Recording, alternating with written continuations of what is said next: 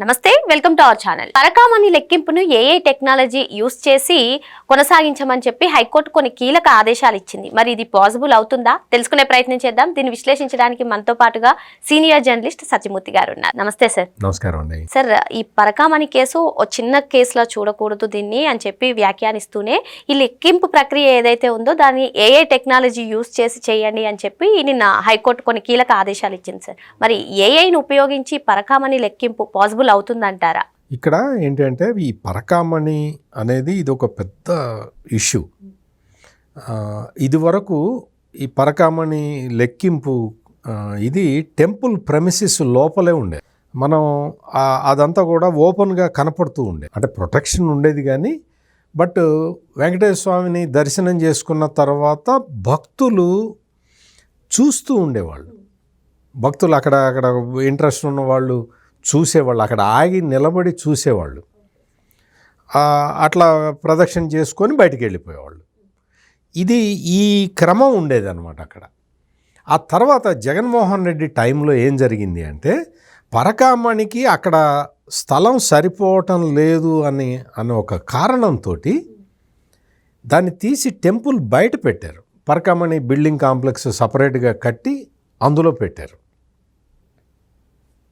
ఇది నాకు తెలిసి పరకామణికి సంబంధించిన ఆ డబ్బులేంటి, వెంకటేశ్వర డబ్బులు, వేరే ఊరికే ఏదో డబ్బులు వచ్చినాయి ఆ డబ్బులు లెక్క పెడతాం అనేది కాదు. ఇవి వెంకటేశ్వర స్వామి డబ్బులు. వెంకటేశ్వర స్వామి సమక్షంలో కాకుండా మీరు బయట ఎట్లా చేస్తారు అనేది అదొక అంటే ప్రధానమైన ఇష్యూ. అది అంటే పరకామణిలో చోరీ చేయడం అనే ఉద్దేశం ఉంది కాబట్టి దాని నేను అంత మాట నేను అన్నాను. కానీ ఏంటి అంటే ఇప్పుడు పోటు అంటారు, లడ్డు తయారీ కేంద్రం పోటు టెంపుల్ ప్రెమిసిస్ లోపలే ఉంటుంది, ఆ ప్రాకారం లోపలే ఉంటుంది, ప్రాంగణం లోపలే ఉంటుంది. మీరు పర్వాలేదు మేము కిచెనే కదండి బయట పెడతాం అంటే దానికి పోటు అన్న పేరు, దానికి సంబంధించిన కార్యక్రమాలు, రకరకాల వ్యవస్థలు ఉంటాయి అక్కడ. అది వెంకటేశ్వర స్వామికి సంబంధించింది. అందుకని పోటుని బయటికి తీసుకురావాలని అంతకుముందర చాలామంది ప్రయత్నాలు కూడా చేశారు. కాకపోతే ఏంటి అంటే అందరూ ఏం చెప్పారంటే మరి వెంకటేశ్వర స్వామి లడ్డు పవిత్రత ఎట్లా వస్తుంది, టెంపుల్ బయట చేస్తే మీకు పవిత్రత ఎట్లా వస్తుంది, రాదు అని చెప్పి చాలామంది ఆపారు. సేమ్ కేస్ విత్ పరకామణి కూడా వెంకటేశ్వర స్వామి డబ్బుల్ని వెంకటేశ్వర స్వామి సన్నిధిలో కాకుండా వేరే చోట లెక్క పెట్టడం అనేదే మరి అంటే ఆఫ్కోర్స్ పండితులు చెప్పాల్సిన విషయం. నేనేంటంటే ఒక వెంకటేశ్వర స్వామికి సంబంధించిన భక్తుడిగా ఈ పరకామణిని బయటికి తీసుకొచ్చి పెట్టడం అనేది అది నాకైతే నచ్చలేదు. ఇక్కడ వచ్చిన తర్వాత ఈ పరకామణికి సంబంధించి సీసీ కెమెరాలు అప్పుడు ఉండేవి. ఏదో జగన్మోహన్ రెడ్డి నేనే పెట్టానని చెప్తున్నాడు. కానీ టెంపుల్ ప్రెమిసిస్లో పరకామణి ఉన్న సమయంలో కూడా సీసీ కెమెరాలు ఉన్నాయి. ఇక్కడ వ్యవస్థ మొత్తం కూడా అంటే జగన్మోహన్ రెడ్డి టైంలో దీన్ని ఒక కమర్షియల్ ప్రాజెక్ట్ లాగా చూడటం వల్ల వచ్చిన సమస్య ఇది.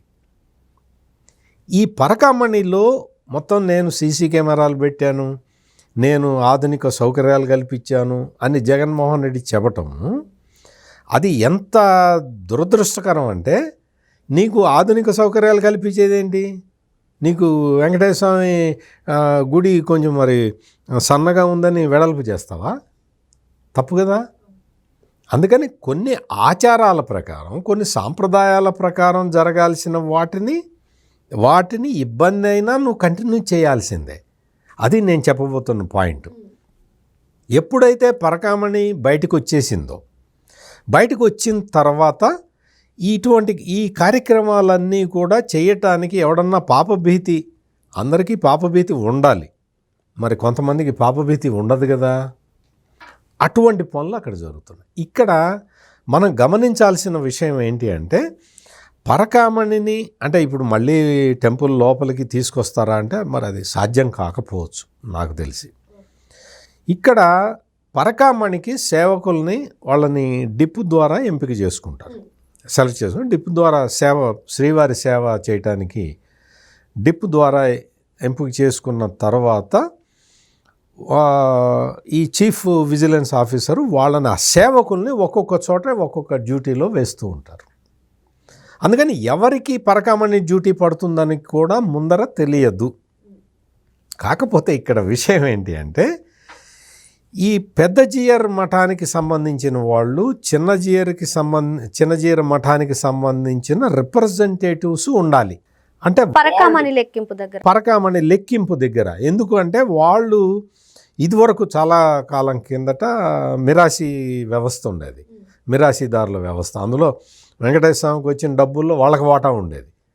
సో ఆ సాంప్రదాయానికి కొనసాగింపుగా పెద్దజీయరు మఠము చిన్నజీయరు మఠానికి సంబంధించిన రిప్రజెంటేటివ్ ఈ పరకామణి దాంట్లో పార్టిసిపేట్ చెయ్యాలి అని ఉంటుంది.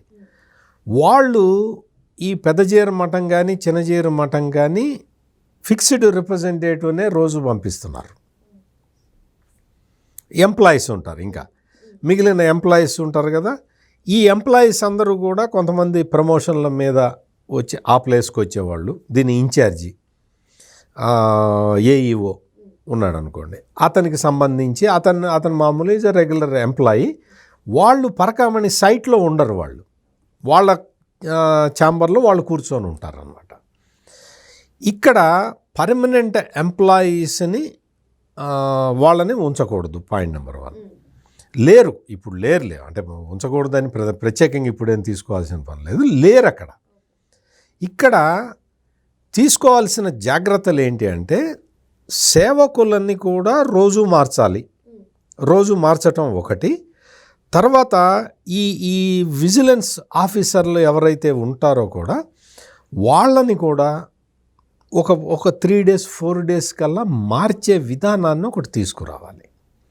ఇంకొకటి ఇక్కడున్న ఇంకొకటి ఏంటి అంటే ఈ టీటీడీ ఎంప్లాయీస్ ఎవరైతే ఉంటారో వాళ్ళకి ఈ పరకామణి పోస్ట్ కానీ కళ్యాణకట్ట అంటే తలనీలాలు ఇచ్చే అక్కడ ఉండే పోస్టులు కానీ నిత్యాన్నదానం పోస్టులు కానీ ఈ 3 పనిష్మెంట్ పోస్టుల కింద చూస్తారు.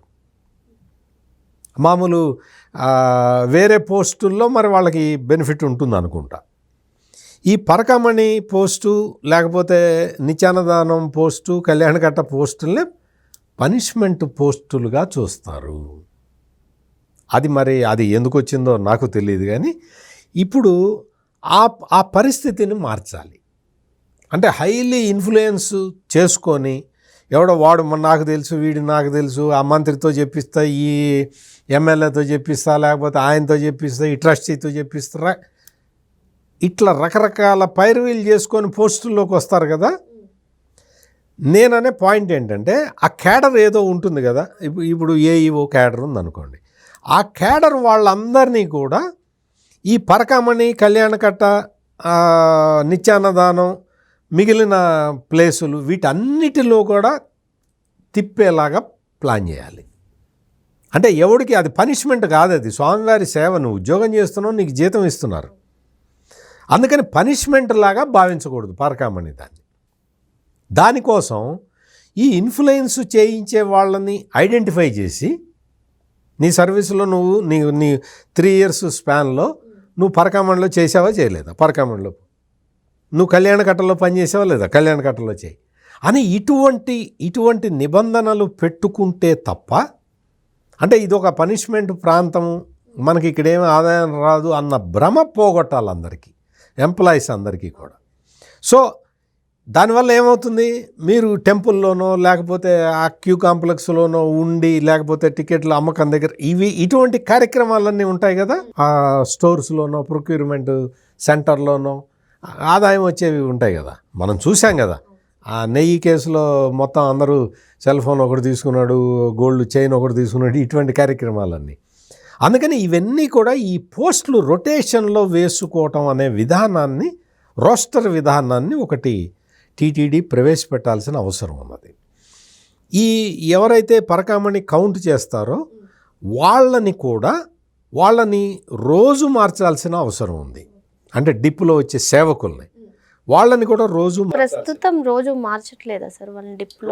రోజు మారుస్తారు. ఏ రోజుకి ఆ రోజు ఆ చీఫ్ విజిలెన్స్ ఆఫీసర్ డ్యూటీ వేస్తాడు. నేను అనేది ఏంటంటే దాన్ని ఒక రోస్టర్లోకి తీసుకురావాలి అంటున్నాను నేను. ఇటువంటి నియమ నిబంధనలు అన్నీ కూడా ఒక పకడ్బందీగా మనం అమలు చేసుకోగలిగితే, అంటే ఒక్క పరకామణే కాదు, శ్రీవారి సేవ చేయటానికి కొన్ని వేల మంది పోటీ పడుతూ ఉంటారు.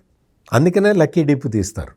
లక్కీ డిప్ తీస్తే అందులో పేరు వస్తే వాళ్ళు పరమానంద భరితులు అయిపోతారు. అటువంటి విధానం మన దగ్గర ఉన్నప్పుడు, సేవకులు మనకి రెడీగా ఉన్నప్పుడు ప్రతిరోజు మార్చుకోవాలి. ఇక్కడ మీకు ఆ లెక్కించటం దాన్ని అంతా కూడా టెక్నికల్ సబ్జెక్ట్ కదండి అనొచ్చు. ఏముంది దానికి ట్రైనింగ్, పెద్ద వాటికే ట్రైనింగ్ ఇస్తున్నారు. దానికి ట్రైనింగ్ ఇవ్వటం పెద్ద విషయమేం కాదు.